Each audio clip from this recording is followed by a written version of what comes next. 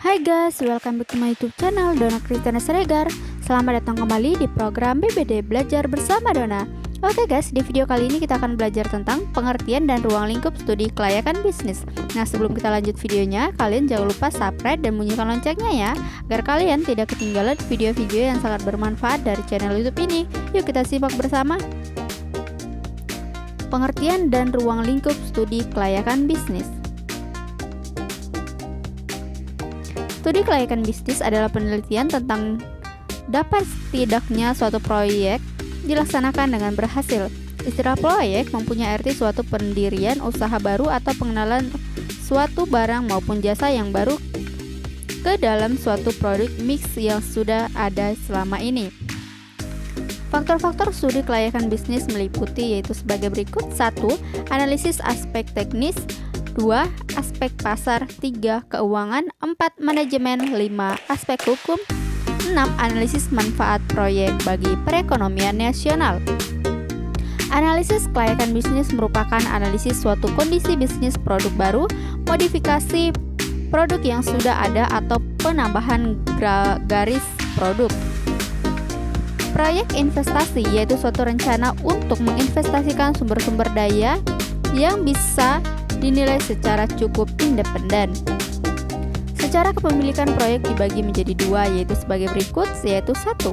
Proyek pemerintahan, 2. Proyek swasta, termasuk juga proyek asing. Proyek-proyek investasi yang berkaitan dengan industrialisasi diharapkan akan menimbulkan manfaat sebagai berikut, yaitu menambah pendapatan nasional, 2. Meningkatkan stabilitas penerimaan baik dalam valuta asing maupun pendapatan nasional, diverifikasi ekspor dan memproduksi barang-barang substitusi, 3. Menambah lapangan kerja, 4. Memanfaatkan bahan baku lokal. Kesalahan dalam industrialisasi antara lain yaitu 1. Dilaksanakan proyek-proyek yang secara ekonomis tidak layak, misalnya proyek dilaksanakan karena alasan politis semata. 2. Kegagalan menciptakan kondisi ekonomi yang tepat, pengerjaan proyek-proyek yang sebenarnya belum saatnya dilaksanakan. 3. Terlalu memaksakan dilaksanakannya pembangunan suatu jenis industri tertentu tanpa memperhatikan aspek-aspek lain yang sebenarnya memiliki peranan yang lebih dominan. Mengadakan penelitian kelayakan setiap proyek sebelum proyek bersangkutan dilaksanakan untuk memperoleh gambaran prospek proyek yang bersangkutan di masa yang akan datang. Untuk menghindari hal-hal yang telah diperhitungkan sebelumnya, baik faktor-faktor pendukung maupun faktor-faktor penghambat. Pihak-pihak yang berkepentingan dengan studi kelayakan bisnis yaitu sebagai berikut: 1. Bagi pihak investor, 2. Bagi analisis studi kelayakan, 3. Bagi masyarakat, 4. Bagi pemerintah. Studi kelayakan bisnis ini dapat mencapai sasaran dari berbagai pihak untuk memenuhi beberapa persyaratan, yaitu 1. Studi harus dilakukan dengan teliti dan penuh kehati-hatian. 2. Studi harus dilakukan dengan dukungan data yang lengkap. 3. Studi harus dilakukan dengan kejujuran dan ketulusan hati.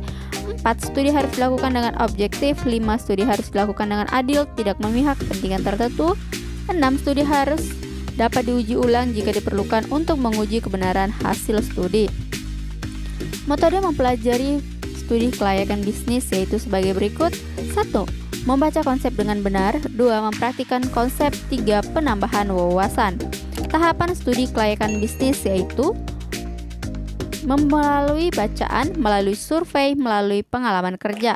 Tahap 2. Mempertimbangkan alternatif usaha. Tahap 3. Analisis data yaitu analisis pasar, analisis teknik dan manajemen, analisis lingkungan, analisis finansial. Kriteria penilaian yaitu sebagai berikut: 1. Kriteria berdasarkan sektor pembobotan, 2. Kriteria berdasarkan pendekatan matematika atau kuantitatif. Teknik perhitungan berdasarkan pendekatan kuantitatif yaitu sebagai berikut: 1. Teknik penghitungan yang tidak memperhitungkan time value of money, menghitung masa pengembalian modal atau disebut dengan payback period. 2. Menghitung hasil pengembalian return on asset disingkat dengan ROA. Menghitung marginal efficiency of capital disingkat dengan MEC. 2. Teknik perhitungan yang berdasarkan time value of money, 1.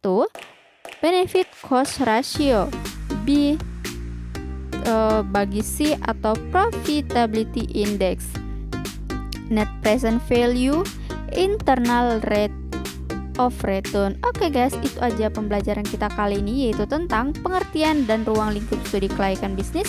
Jangan lupa subscribe, like, komen, dan share. Sampai jumpa, bye.